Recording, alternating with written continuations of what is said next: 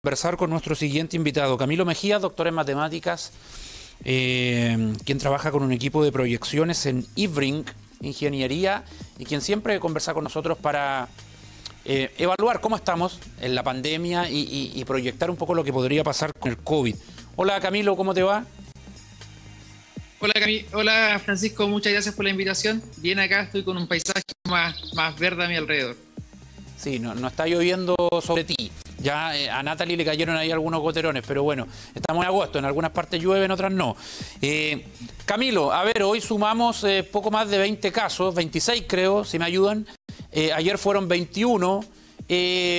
Seguimos con tendencia a la baja, al menos en los casos diarios. ¿Cómo lo analizas? Sí, efectivamente, ya podemos darnos cuenta de que la vacunación masiva que tuvimos tanto en la región como en el país está haciendo gran efecto. Estamos logrando la inmunidad, la famosa inmunidad de población, ¿verdad? O inmunidad de rebaño, como se conocía en la literatura, y eso se está logrando acá y no tiene mucho parangón en el mundo. Recordemos que Chile, en porcentaje de vacunación, es de los que más ha vacunado en todo el mundo. Entonces, inclusive estamos siendo de alguna manera... la lupa está sobre nosotros por cómo debería comportarse los otros países cuando ellos también aumenten en su vacunación. Creería yo que estos van a seguir bajando paulatinamente hasta encontrar un freno, ¿verdad? Y cada vez esto lo vamos a ir viendo con la mayor cantidad de gente vacunada que se contagia, que no es malo, sino que estamos hablando que estamos en la parte más abajo de la curva. Sí, o sea, tú acá ves un acierto en la estrategia de vacunación, cuando no es muy popular decir que el gobierno acá se anotó un punto. ¿Tú crees que es así?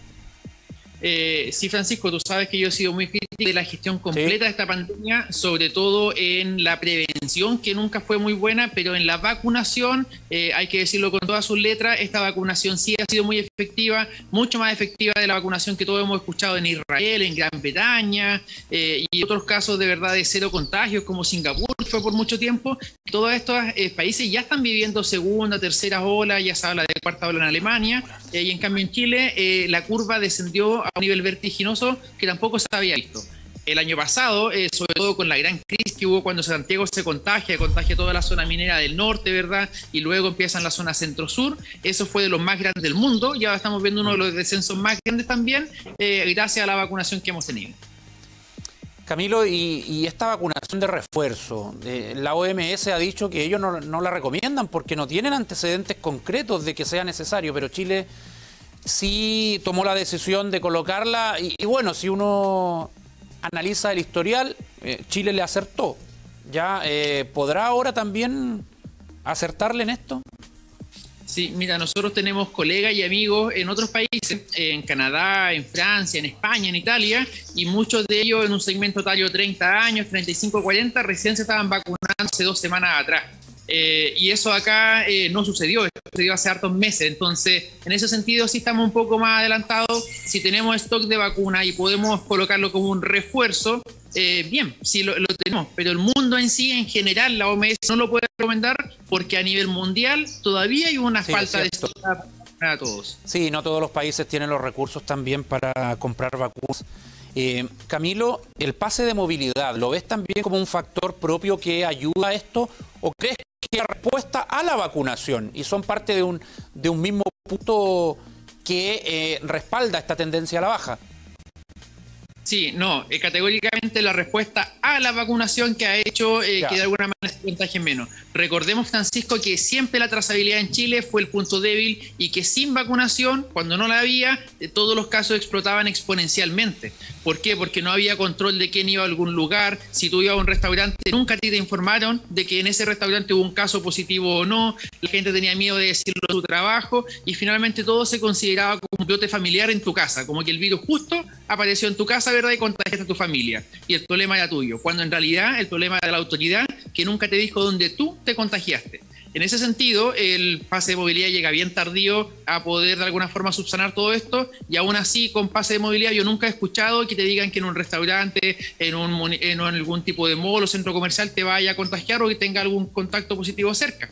Así que esto es netamente vacunación, el pase de movilidad todavía no se han visto las luces, como sí ha sucedido en otros países. En otros países la trazabilidad fue más relevante y ellos bajaron drásticamente sus casos. o los pudieron acotar. O sea, ¿te parece muy efectista esto de centrar el análisis bueno de la pandemia en el pase, ya como lo ha hecho la autoridad y que ahora se pide, por ejemplo, obligatoriamente en locales comerciales, restaurantes, en interiores?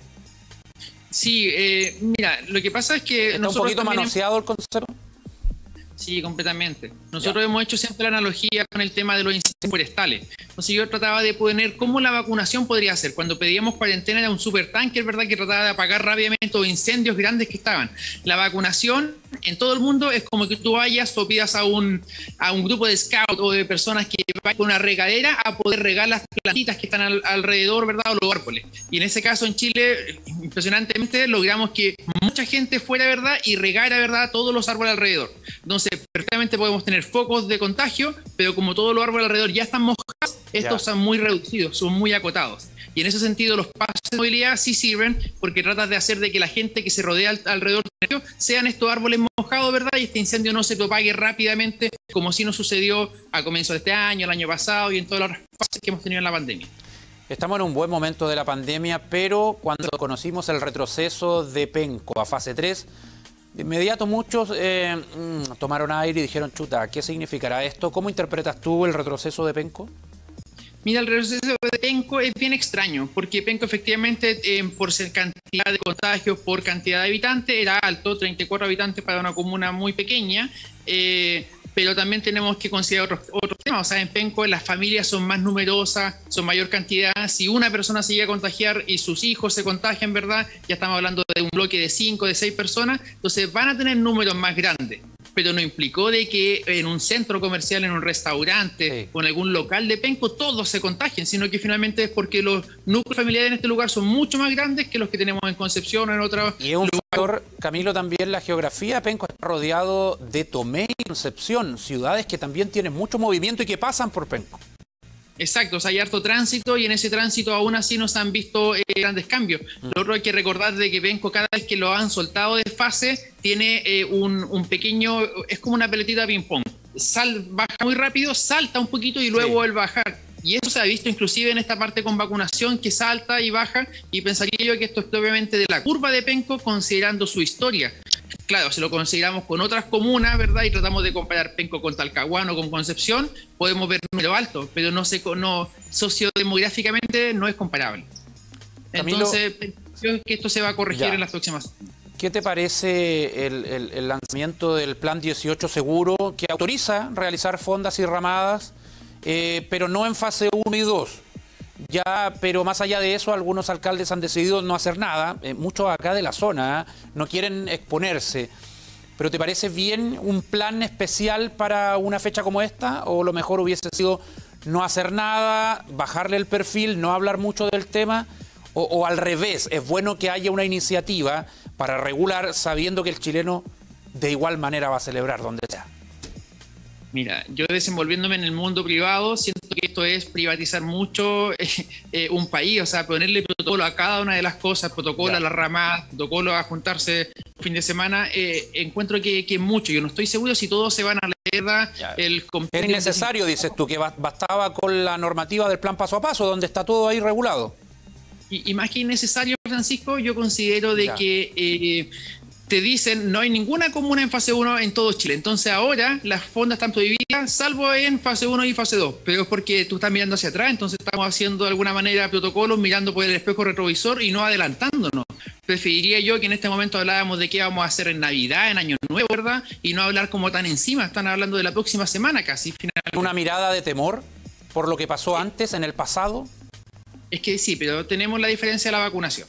La vacunación sí va a ser un gran cambio y entonces hacer tanto protocolo tan encima generalmente le pone mayor incertidumbre a la gente. Yo no estoy seguro si las personas en este momento ya compraron pasajes para moverse, porque a veces de la nada se les ocurre poner cordones sanitarios, ¿verdad? Entonces están haciendo que la gente solamente pueda pensar en la próxima cuadra, en la próxima semana, y no poder proyectarse 2, 3 meses. O sea, ¿te parece, un país ¿te parece que hay un bombardeo de información con el paso a paso, con el plan 18 seguro, con los calendarios de vacunación y otro tipo de información que circula a diario? Y esto también lo conversamos hace un par de meses, Francisco. La gente de tanta información que al final ya no cree de que todo esto es verdad, es mentira, la gente que no se está vacunando ya no se va a ir a vacunar porque de alguna manera es más de lo mismo, entonces hay que Camilo, disculpa, o se da eso que también conversamos en tantos programas, que en el peor momento de la pandemia habían mensajes optimistas, cuando las cifras no lo justificaban, y ahora que estamos súper bien, hay mensajes también pesimistas. Exacto, entonces por eso se está pensando, mirando hacia el retrovisor y no hacia adelante. Eso me preocupa un poco como gobierno, que debería ser un poco más la planificación en el mediano y en el largo plazo. O sea, cómo pensar si es que vamos a abrir en el verano, estar pensando en eso, no encima del 18, si eso ya tuvo que haberse sido pensado antes. Lanzar un plan paso a paso a 18, ¿cuánto nos queda? Un mes solamente el 18, donde todos se tienen que planificar, es muy encima. Camilo, sí, por último, proyecciones de cifras para el Gran Concepción y la región del Biobío en general. Lo que hemos visto en el rápido descenso que tienen todas las regiones, en particular la provincia de Arauco, logró un cierto estancamiento. Aquí puede deberse de varias cosas, habló de un brote en el hospital de Cañete, ¿verdad? Conturmo también tiene un cierto estancamiento, lo vimos en Cuyanilagüe, entonces acá no estoy seguro si es que esto se debe a que en esos lugares no todos se vacunaron, ¿verdad? O algún otro tipo de desorden. Pero ya vamos a ver, ¿verdad?, de que estas cosas están cayendo rápidamente, y aquí también hay que ser bien honesto en decir de que los modelos matemáticos generalmente pronostican cómo esto empieza a crecer. En esta parte de la desaceleración, la gente empieza a bajar sus medidas de protección, ¿cierto? Y eso no lo podemos evaluar. Lo que podemos notar es que esto va a ser rápidamente a cero, y hay que esperar a cuando el país abra sus fronteras, que debería ser más o menos pronto, y ver cómo va a ser esa dinámica con los turistas, ¿verdad? Con el viajante que entonces va a salir o volver. ¿Cómo va a ser esa dinámica? Porque no ha pasado súper desapercibido, pero finalmente la variante Delta ya es un caso con contaminación comunitaria. Nadie nos dijo mucho, entonces eso ya está pasando. Entonces, si es que aún con todos los controles se nos filtraron ciertos casos, hay que ver cuándo se nos abren las fronteras.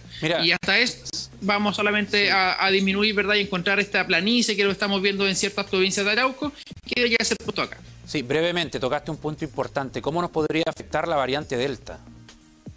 La variante Delta ha afectado mucho a países en donde ha habido vacunación, pero no necesariamente están todos vacunados. Acá, en general, si tú te fijas, los casos son con personas vacunadas que están contagiadas. Entonces, igual el incendio forestal se va a quemar más rápido, para echarle un poco de benzina, pero no se va a quemar tanto. Entonces van a subir casos, pero van a estar acotados en ciertos grupos, y aquí yo tengo el temor solamente con los menores, que los menores todavía no están vacunados. Entonces que ahí podamos tener brotes familiares mucho más fuertes. Camilo Mejías, doctor en matemáticas de IRRIN Ingeniería, muchas gracias por conversar con nosotros. Que estés bien. A ti, Francisco.